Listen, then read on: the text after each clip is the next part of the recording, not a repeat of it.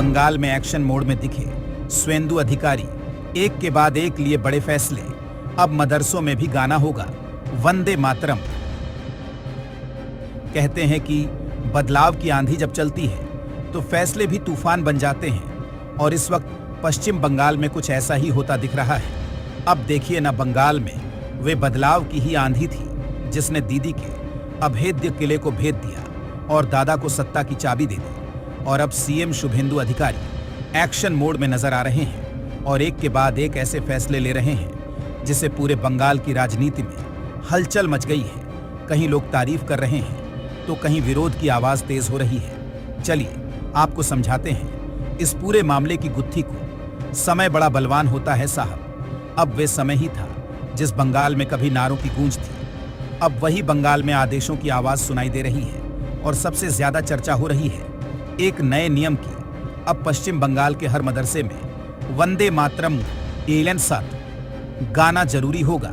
सरकार ने साफ कहा है कि प्रार्थना के समय सभी छात्र और शिक्षक वंदे मातरम गाएंगे, चाहे मदरसा सरकारी मदद वाला हो या फिर प्राइवेट। इस फैसले ने बंगाल में एक नई बहस की आग शुरू कह दी है। देखते ही देखते अब ये लोगों के विचारों में मिल रही है। जहां कुछ लोग इसे देशभक्ति से जोड़ रहे हैं तो वहीं कुछ इसे धार्मिक आजादी का मुद्दा बता रहे हैं।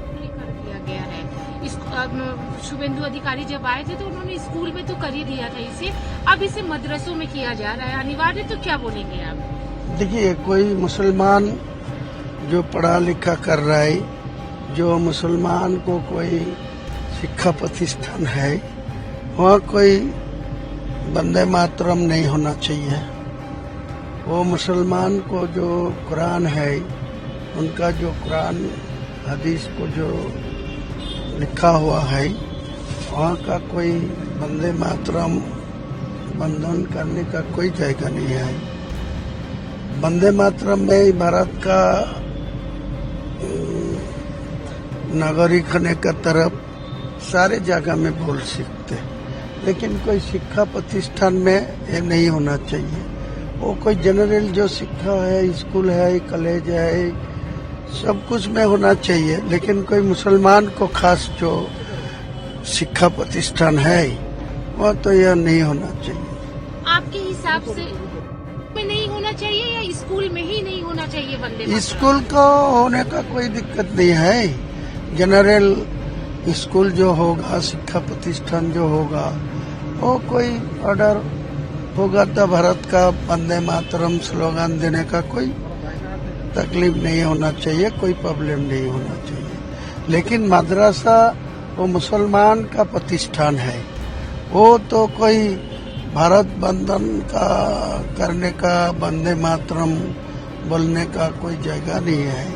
वो तो कुरान शिक्षक के लिए मदरसा है, तो कुरान सीखेगी तो वो कोई वहाँ तो कोई सरकार का कोई कंट्रीब्यूशन है ही नहीं। जितने सारे मदरसा है वो मुसलमान को पैसा से चल रहा है। लेकिन ये आग सिर्फ वंदे मातरम तक नहीं रुकी। सरकार ने एक और बड़ा आदेश जारी कर दिया।